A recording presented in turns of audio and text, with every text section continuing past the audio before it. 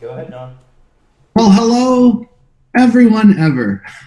Hi, my name is Jonathan Neal. I helped write some things like normalize, the HTML5 shiv, polyfill, sanitize, and a bunch of other really badly named things. That's my signature, is really badly named things, except for John Rezig, because he called a polyfill a shiv, and that's a pretty egregious mistake.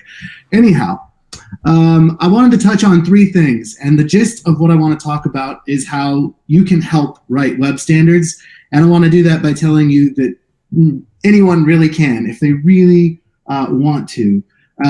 Here's why. Because the web, it's kind of like, there's this quote by Walt Disney I was thinking of for this, which is he said, Disneyland will never be completed.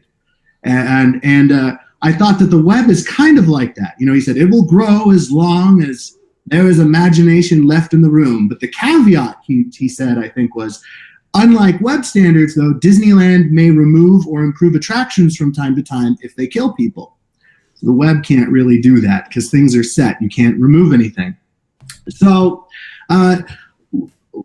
how I got into this and how I realized that anyone could do it was once upon a time, I was writing themes for a CMS.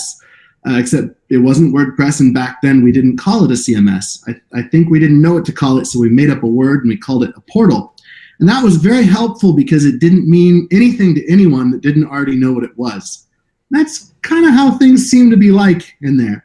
So back then when you're writing a theme, like no two browsers agreed on how anything looked.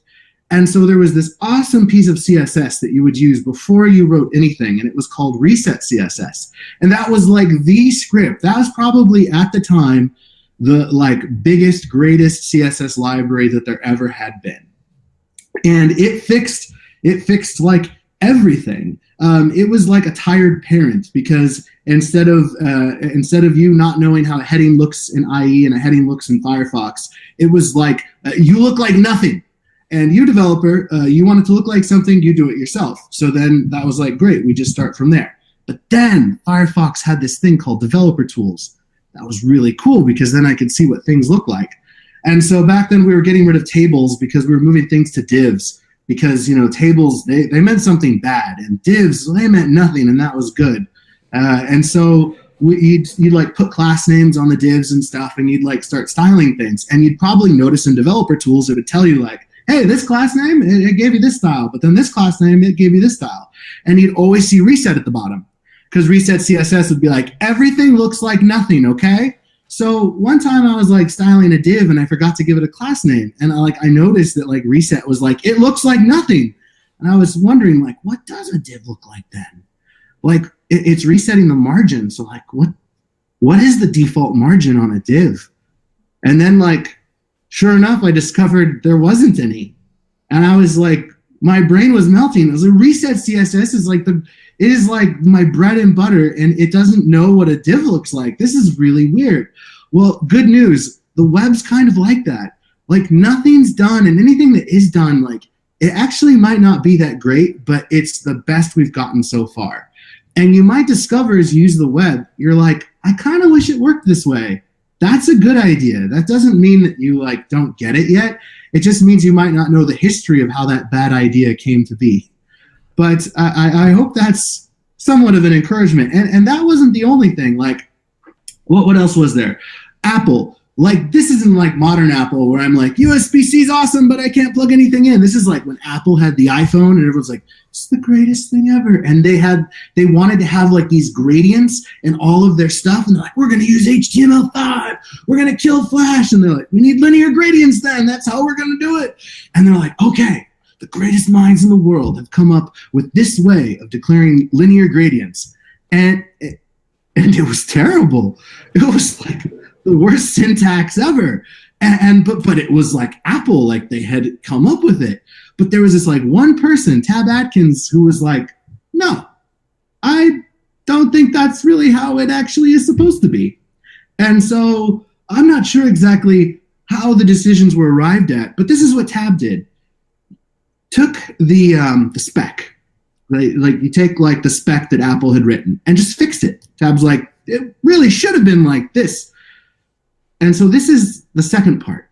So if the first part is nothing's really done, the second is you can actually like fake it till you make it. And Brian has a manifesto that's a nicer way of saying that, but I'm going to tell you from experience, you can fake some standard things until they make it. You have to be very careful, and he'll tell you about how you can ruin the world by doing this. But I'm going to tell you that you can kind of fake it sometimes. There's no law against pretending, okay? So here's what you want to do, and this is what Tab did. You take an idea that you know should be better, and you run yourself through a process of what would it be like if it was already there. And I think it breaks down like this. Like, in as few words as possible, you try to describe what you're trying to do. And it's kind of like an advertisement, but really it's like short. It's like, think like 140 characters or less. You're just like trying to describe, what am I trying to accomplish? And then you try to describe why. And that can be a harder problem, so I can kind of break it down like this. Like, you outline the problem that you're trying to solve. Or maybe you talk about what the next best solution that you have to use is. You know, like the clear fix. Like, a lot of people needed that, but it was like a hack. So maybe there should be a way to do it. So you describe that, and in doing so, you start to open yourself up to like thinking through the problem and thinking through the solution. And you do that because if you want to make it look like a spec, and that was awesome because that just, it made everybody think, well, hey, this could be a thing because look, someone wrote it down. It's amazing when you write something down that so many people can think it's going to be a thing. And I'll talk a little bit about that. But when you think through it and you start to write it down and flesh it out, the idea really starts to come alive. And it's a really fun process. And you can also talk about even like the motivation, like why you created this feature, like the frustration you were having or the time it was costing you. And then what you do is you start to describe, you start to like walk through what you were trying to do, like what it actually does. So I imagine it was like, no, linear gradients should be like called, I don't know, linear gradients. And then it's a function. And maybe instead of like putting all these other parentheses in there, we could just declare a color. And then if we put another color, then like maybe you could like linear gradient from that color to that color, and it could just work, which is like a really great idea. But you actually have to write that out. And that's that second part, which is where like you just kind of like pretend like if this was the real thing. And I'm really trying to go through this. I'm sorry if I've taken a lot of your time, but the third thing is like the Titanic rule. And this is the one that I struggle with the most because I'm always like, once I build something, I kind of move on to the next thing. But this is the way you really make it happen. If you know that like nothing is great, and you know that you could just pretend that something is great, the third thing you need to do is the Titanic rule, which is to never let go. Like you hold on to it like a Labrador that like will not let go of a ball. And if you do that, you tweet about it, you blog about it, you show how people can use it, you put it into scenarios. It's amazing what can happen. I mean, I'm seeing a syntax that's coming out. You might have seen it. It's this like EQCSS. And everything I know about CSS means like this thing's never going to happen. But all the examples that are coming out of this have gotten developer after developer higher and up the, you know, whatever we want to call the food chain going, this is really serious. We should take this seriously. We should look into this. We need these features. One major feature that it addresses is element queries or container queries, or whatever year you learned what they are. There was some word, which is like, I need to style the way the thing looks when it's a certain size, not the size of my screen or my monitor or my browser at the time. Like, how big is the thing? I want to style that. Like, we still can't do that. But some people might get the idea that, like, no, it's just probably meant to be that way for some really important reason. No, it's never completed. The attractions are killing people. You should probably fix it. And like, yeah, you don't work at Disneyland, but if you like put on the outfit, you know, catch me as you can, like nobody can stop you, especially if nobody's heard of you, because then they can't be like, this is like the fifth bad idea that she has had. No, they're like, who is this person? This is amazing. This is an incredible new idea. We all got to get behind it. And then the momentum starts, and then you cannot let go of it. But if you do that, you share your idea with the world, this is what that looks like. After all this hard work and all this amazing stuff, you just like faked it and stuff. As I understand it, it comes down to writing an email. like one of those old 90s like email lists. You have to send an email to the right group. And if you send this email to the group, just historically speaking, from my perspective, that means more than any tweet and any amount of momentum is if you just literally write an email. You find the right email address for the whatever the group is, if it's HTML or if it's CSS, you just like find a way to get them to start an email thread. And then all of a sudden, it could be not literally overnight, although maybe sometimes, but overnight, suddenly you could have a browser vendor, someone working there going, I'd like to know what this looks like. And they put it behind a flag. And I'll end this thing by talking about a project that I really like called PostCSS, CSS Next. Hey, that's a pretty bad name. I should have thought of it. But CSS Next is like this project that what it does is it lets you write CSS using all of the like future, like staged CSS. And then it compiles it down so your browser can understand. And it'll have a feature like nesting, like, hey, Sass had nesting. That was really awesome. It really should work this way. Look, there's a specification online. Oh, CSS variables. Maybe you've used some of those. You've seen them in a browser or something. You know, oh, the CSS variables, they work like this. Look, here's a specification. And then here's the plugin. But here's the funny thing is like one of those is actually in a browser and the other is literally just an idea. And I like went into like an IRC channel and I asked what's going on with nesting, everybody? And they're like, what? Like 3 years ago, Tab said maybe we should have nesting, and that's where it was. Oh, okay. How are variables doing? Well, you know, 4 browsers implement it. And it's like this project treats them all the same. And I think what you're trying to do, and this is where what I'm emoting to you, and it's very therapeutic, so thank you, meets what you're trying to do. And that is these ideas aren't very well cataloged right now. There's not a great, it's a very immature place for CSS for how many billions of people use it, and it can even affect their lives. It's a very immature place right now for how these things get developed, which means that it's an opportunity.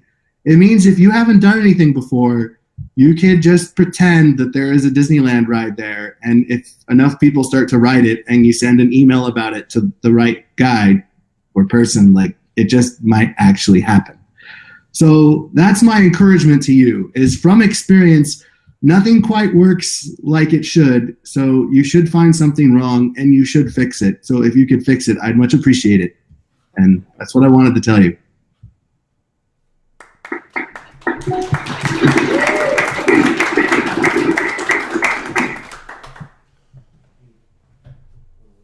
Any questions? Yeah, so do we have any thoughts or questions? Do you want to talk about like CSS Next or like in terms of what it is or how it works or any of that kind of stuff? Like, well, sure. I mean, what it does is PostCSS is this tool that is also poorly named. Like, don't worry about naming anything. Like, it just totally doesn't matter. But like, what PostCSS is it basically reads CSS and then lets you manipulate it like you would the DOM. Like you query through it, and you know, if you've ever used jQuery or something, like you're like, oh, okay, I'm looking for a selector, and it's called like John, but John is a heading. Like we should change it so that every time I said John, it's actually a heading. Like that is like, it's like your basic like walking through a tree, you know, they call it, and then going through and picking out the thing you want and changing it or manipulating it. So what CSS Next does is you write pretend things that are actually someday possibly going to be in a browser, and then it walks through the tree and then it finds the thing that you said and it transforms it into something the browser understands. For instance, if you said, here's the name of a variable, and then the variable actually is this color, and then later you said the color is this variable, like a plugin walks through the tree and it goes, oh, look, oh, pretty flower, and then it pulls it down, it's a color, and then later it's like, oh, it wants this flower, and then it puts the flower there, and it basically rebuilds the tree so that it's as if it had already been applied. Does that kind of explain like what PostCSS does and what CSS Next is doing? So is it the DOM tree that it's manipulating? is it writing DOM or is it something that happens pre-processor? Post CSS happens pre-processor. Okay. You made me say it. So it writes. So it's a transpiler kind of. It I writes. wrote a plugin called pre-CSS, which is a post-CSS plugin. We just really fouled it all up. Yeah. It should be called CSS++. CSS++. Yeah. There you go. Exactly. CSS tree walker. I just want to get that straight in case anybody was confused about trees. CSS ent. So Yeah.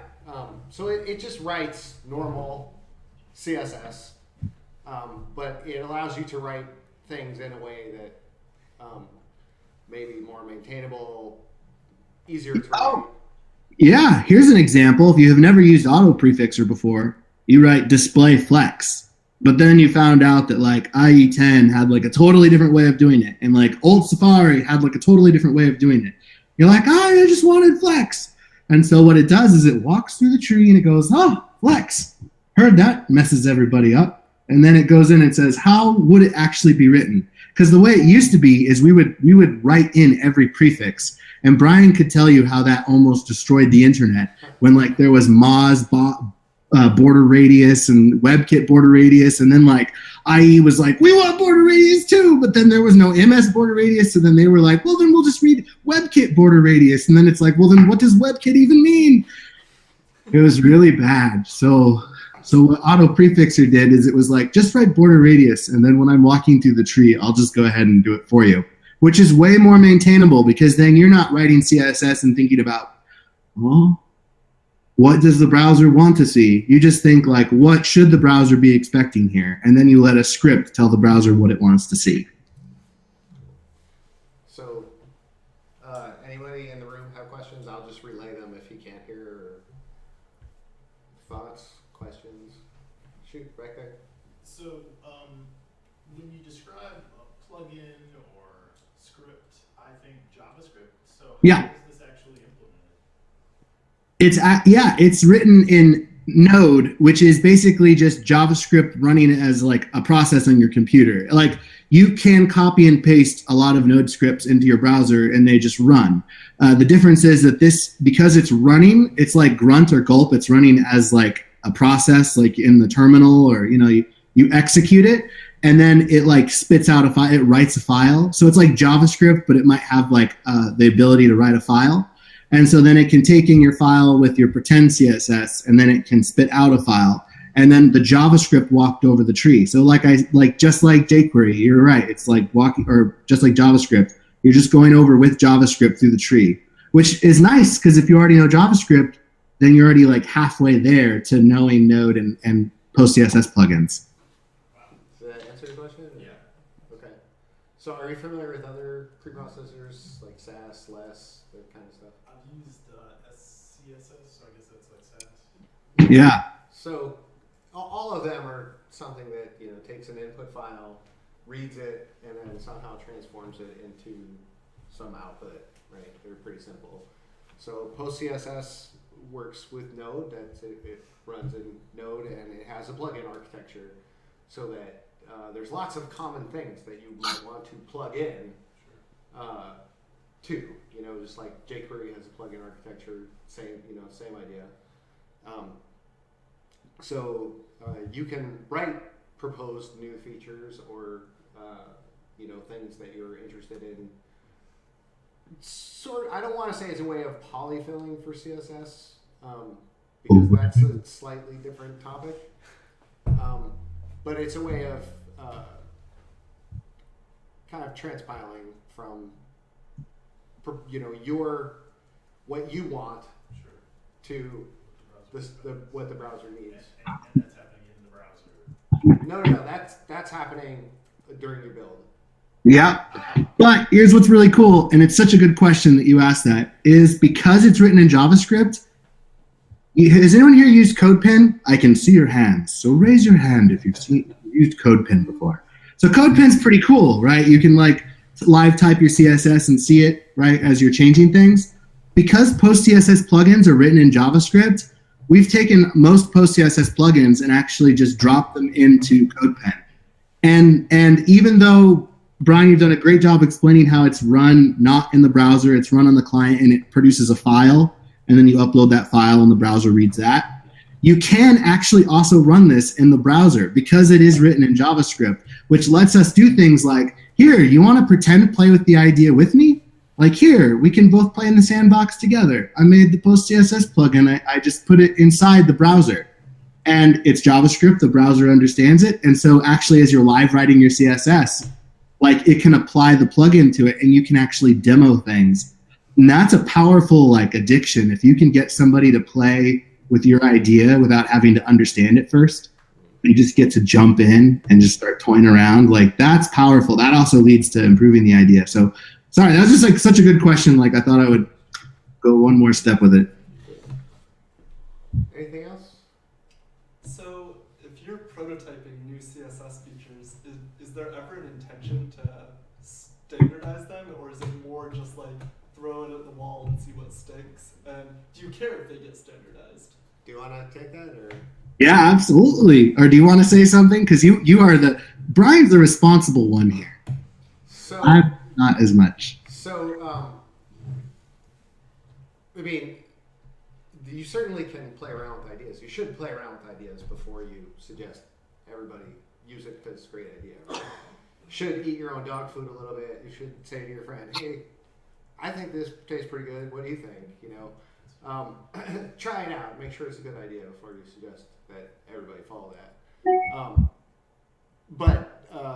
That is the point of chapters, is to take ideas like that and bring them into standards. Or if you know the way that a dictionary works, like if you go to Merriam-Webster.com, there's a words we're watching page. The way a dictionary editing works is, they look across the parlance. What are the words that are being used? Those are real words. We just haven't written them down yet, right? So there's a thing called the Web Incubator Community Group that's brand new, and we've been working hard with W3C to get that integrated so that becomes a kind of these are the words we're watching, right? These are the ideas that a number of people have looked at and said, boy, that seems like a really good idea. So there's a lot to the process where we can work together. That's one of the main ideas of this. Absolutely, post-CSS would be a really good way to propose some CSS things, and that is how I see those getting into standards. If I may, I was thinking here about that and about throwing things at the wall, and it's really cool. But I would say this as an amendment to that.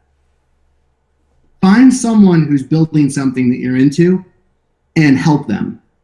And I'm not saying that as like that's going to cause world peace. I mean, you will learn how to build your thing by helping someone else build something.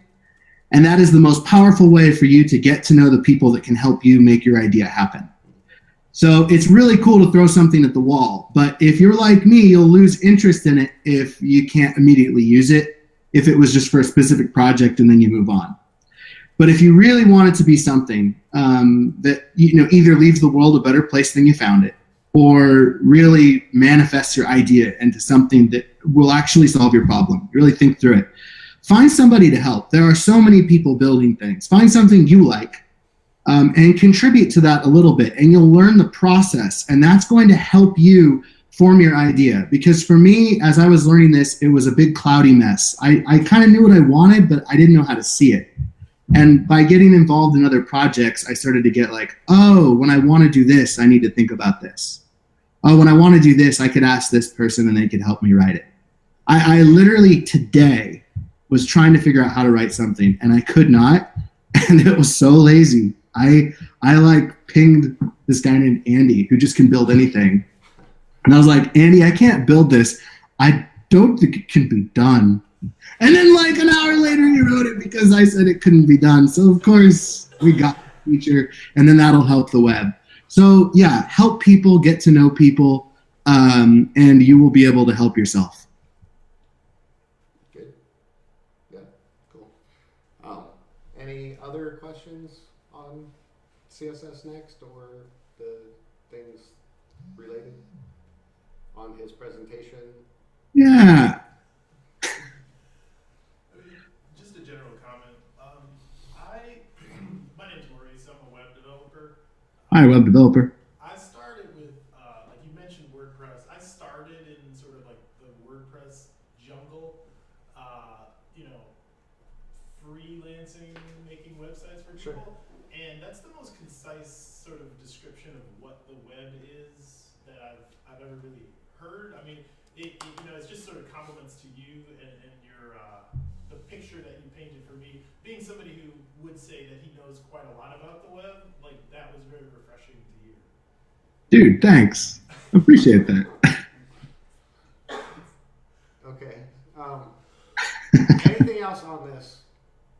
If not, we can jump into the next thing, but don't leave John. Okay. Okay. Well, yeah, thank you, everyone. And after I do disappear, Brian can tell you which number of talks this is for me. Okay. All right. No, nothing. Okay. So the next topic is funny enough. You mentioned WordPress and you mentioned CMSs, and we have a thing that is really problematic for CMSs, and not just CMSs, but CMSs make it really problematic, which is in HTML, you know, you have H1 through H6, right? And you create a section. John's like, wow, really? You have a section of some kind, and that contains a heading, right? And you have to say what heading it is. So if you develop some little fragment in a CMS, and you say, well, this is a section, this is a thing you're going to be able to reuse anywhere, and it needs a heading. What heading is it? I don't know. It depends where you use it, right? Like that's the answer is I don't know. It's contextual. The context matters. So there's a proposal in HTML5 to create a kind of a it's a heading, a contextual one, and then you figure it out, browser. But despite like a decade of trying, that didn't happen. And so I love it. I love it. It's like, hey, everybody, you know how you can just do like LI and it's a list element? exactly. Turns out we can't do that for headings. Exactly. We've been trying to fix it for 15 or 20 years. And so I will turn with that introduction. I will turn to our special guest, Jon Neal, who can take it from there. It's like for 15 years, they're like, it's a heading. Like that's the H, right? And H1 is for heading. They're like, it's a heading, but it maybe is the first and maybe isn't. Like, what is it? Oh, I don't know. It would be like having LI1, LI2, LI3. Exactly. You're like, what should we call it when it's not a 1 or a 2 or a 3?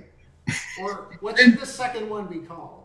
Yeah, and then everyone's like, I don't know. Guess we should just give up and go home. And then they came up with a whole different solution. They're like, I know. Here's what we'll do. We'll wrap every H1 inside of a group called an H group. And then you can use your H's everywhere and they'll all do different things. And we'll just decide that the way things work isn't the way they work anymore. Which if you remember the thing at Disneyland, that kills people. They should not have done that. So then finally, like Steve Faulkner was like, wait, I have an idea. What if we just don't put the 1 through 6? It's like, wait a minute. And so that proposal actually originally came out from the Paciolo group, which is really cool because the Paciolo group, they've been working with the government since the 90s, the US government. They work internationally now. And what they do is they do like audits for making sure your website is compliant with accessibility, like making sure that you've written things correctly. And headings are awfully important to that. And they realized that this was a problem too. So they proposed it.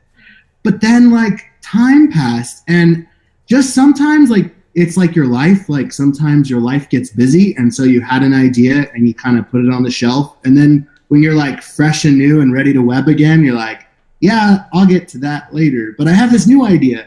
That happened. And it keeps happening. Exactly. What we really need are like groups, like people who meet up together and decide they're going to try to move the web forward. So that when we have these good ideas, they don't just like disappear when one person who leads it loses interest. And that's what happened. So now we have the standard coming out again. I mean, I could explain it to you, but it's simple. We drop the 1 through 6. And instead of saying like, which heading is it? We just go, it's the heading you meant it to be. Did you put it in a section? Then it's a heading for that section. Is it for part of the body? Then it's part of the body. That's it. You don't have to think about it. And your SEO person will be like, what am I going to do now? I spent 3 years learning where to put the H1. And it's like, now you can breathe.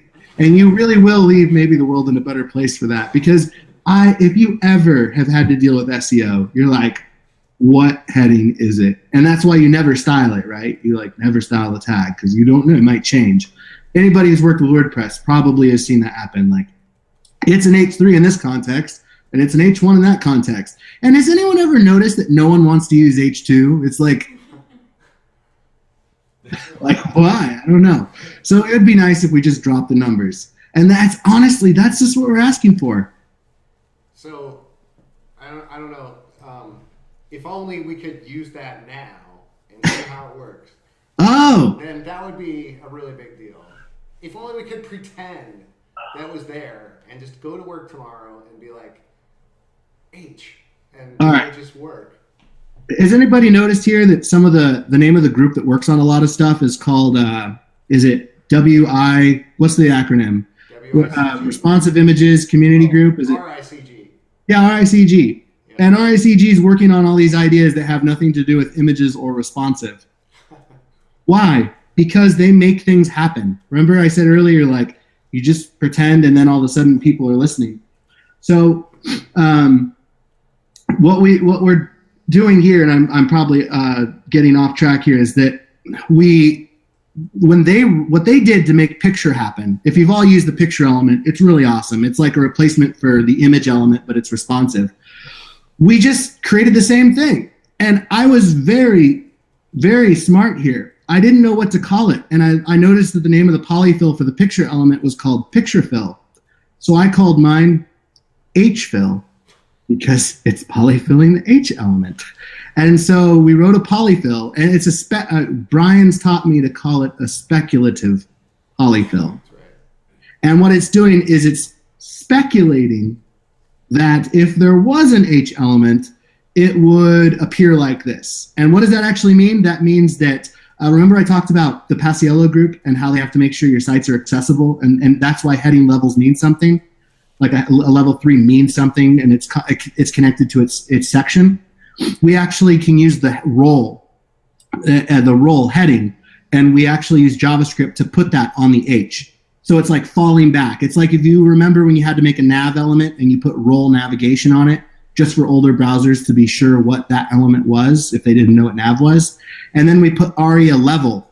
And so that's an attribute on the HTML element that says like, hey, this is a 3. Like it says it's just an H, but it's an H3. And so that can help SEO, like that can help browsers that are trying to figure out what it is, that even if they don't know what an H is, like we just tell them explicitly. Like you could use a div and then just put role heading and that, and seriously, you'd open up VoiceOver and it would announce it as a heading because it has that role. So that's what we're doing at the polyfill, is we're looking for H elements and we're replacing them with the fallback so that it looks legit. So we'll share. I don't know, Justin. Can we? I'm not sure how you want to do this. So we have a polyfill for this. We like to share it with the room. Should we share that in the meetup notes, or do you want to obviously I don't think we can put it on the screen here unless you have a good way to do that. He can share his screen. Can you share your screen, John?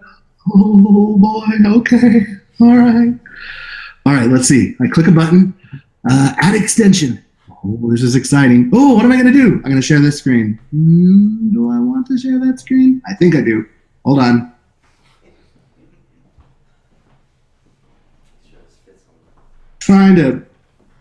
Okay, here we go. And is it sharing? Let's see.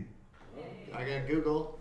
Try to not have a million tabs. Okay, hfill. Let's see, did it work? Oh yeah, cool. And then I just do this. And does anyone see my screen? Yes.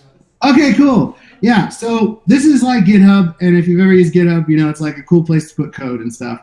So what I did is I put the polyfill up on here. And in here, I just immediately say like, hey, let's pretend you were Bump your writing. font size up, John? Yeah, good. No, I'm not stopping. Too big. All right, good. How's this? Yeah, that's good. Yeah, so like, all right, this is where Brian gets responsible, and he helped me. Because I was like, we're going to use the H element. And he's like, careful, because what if you make a mistake and you say it should work this way? And then some big company starts using it your way, and then you're like, no, that's not the way it should have worked. That has killed many a good feature on the internet. It really has. When you threw something against the wall and everybody loved it, but it was like 90% of the way there, and then they could never use it. You've ruined it for everyone. Well, you didn't ruin it. It's just that it can't be called H. It'll have to be called something else. Has anyone here used jQuery and remembers jQuery each for going over a thing? Like you use jQuery each and you go over like, or you have your DOM element, you go .each and then you go through it. And you're like, oh, cool, now it's in the browser. But it's called for each. Oh, why isn't it just called each? Because somebody used the name already.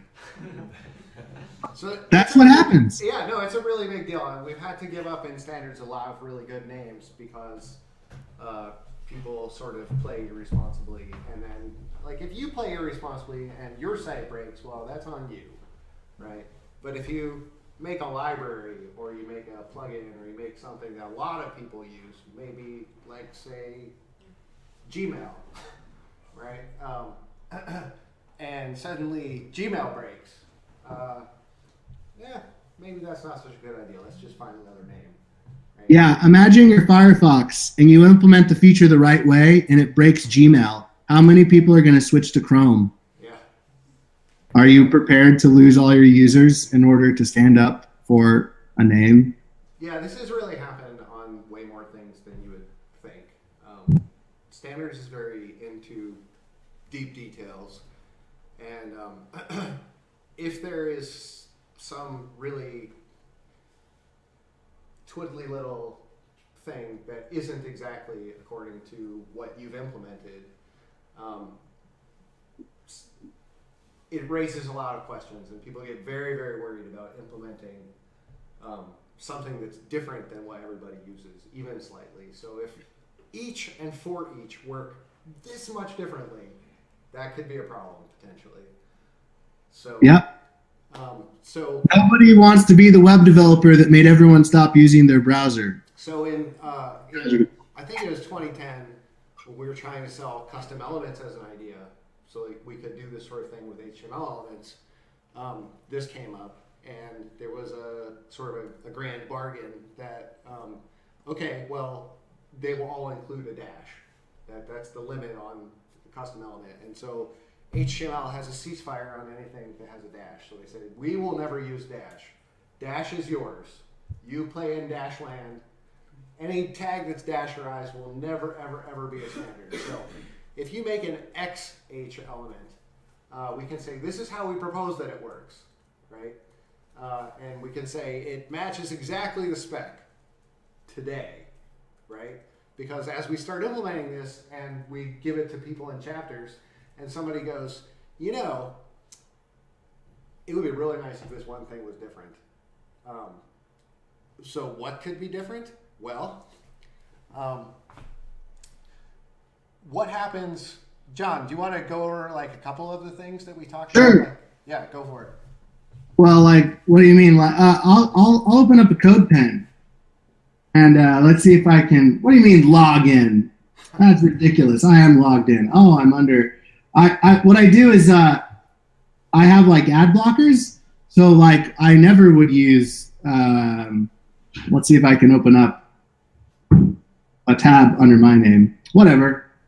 I'll try to demo it here. But anyway, what happens is what if you were to stick a heading element inside of a heading element? What should happen? You put an H inside of an H. What should happen?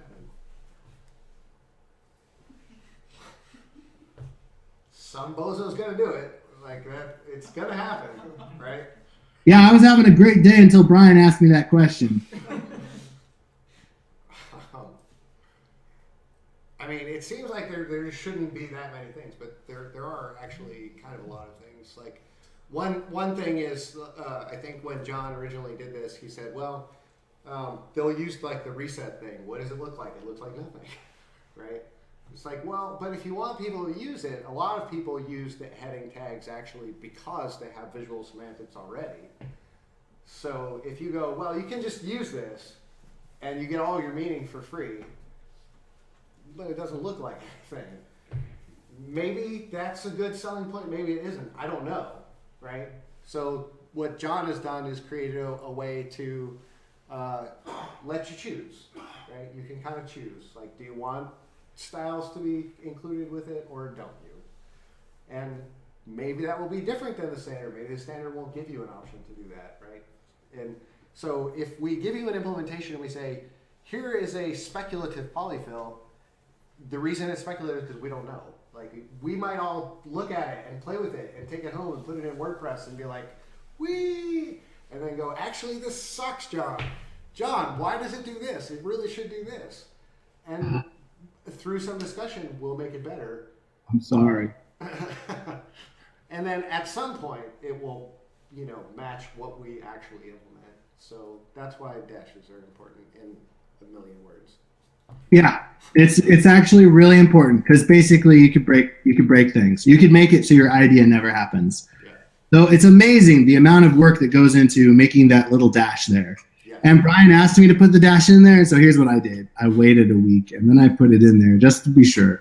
Because I just wanted to look at it the way I dreamed about it, just a little bit longer before I gave it up. But it's for the greater good.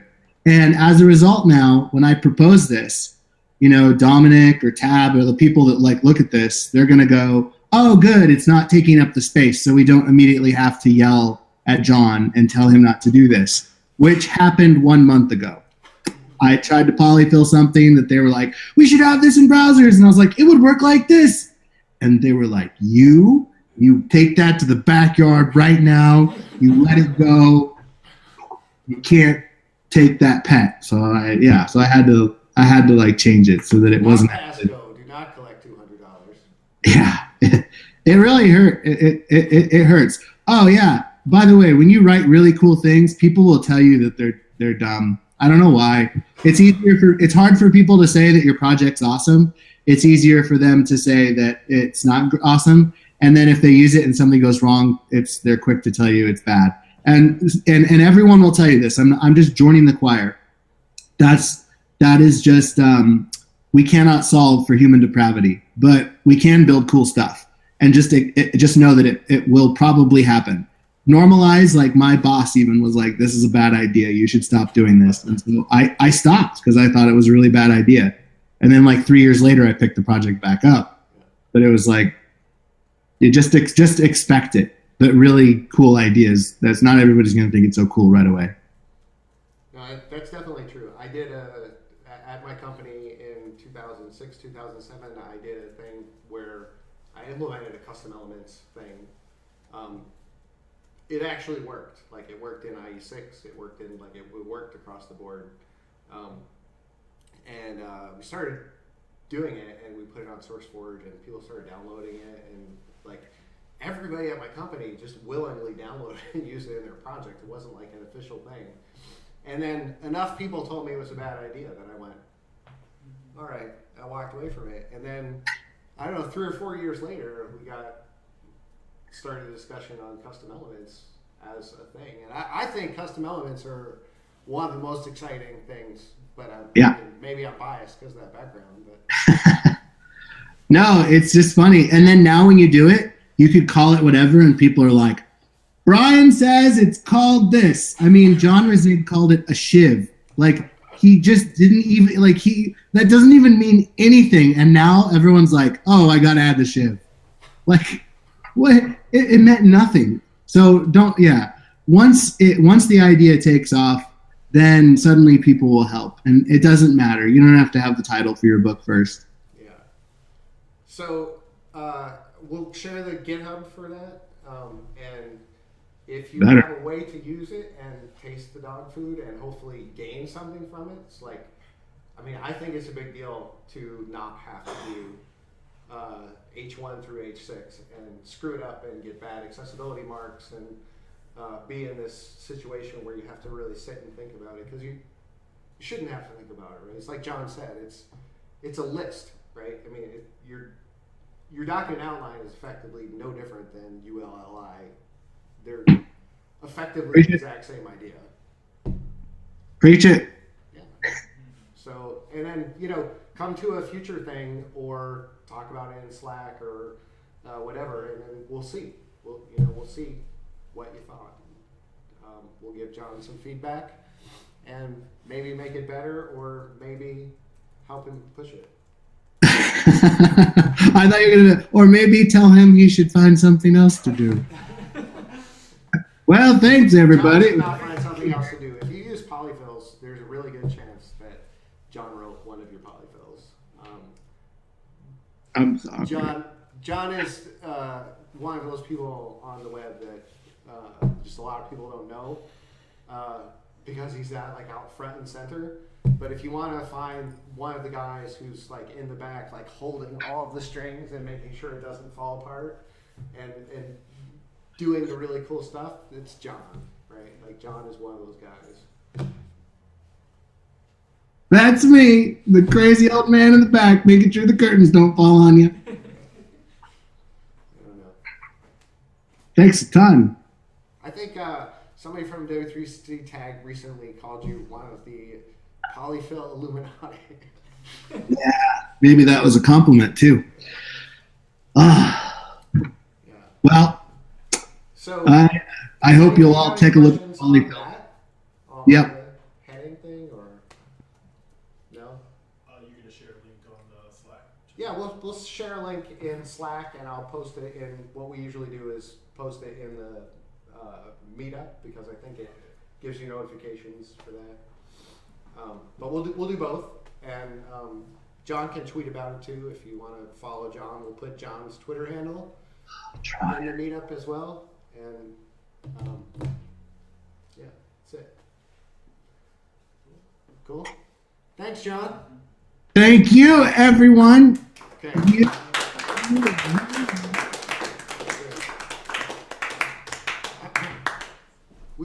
We'll talk tomorrow about the other thing. Yeah, we'll take care of that tomorrow. Okay, bye everybody. Have a great evening and enjoy your alcohol. If they have the bourbon beer, right? I think it's a Belgian. That's definitely what you want to get tonight. So enjoy.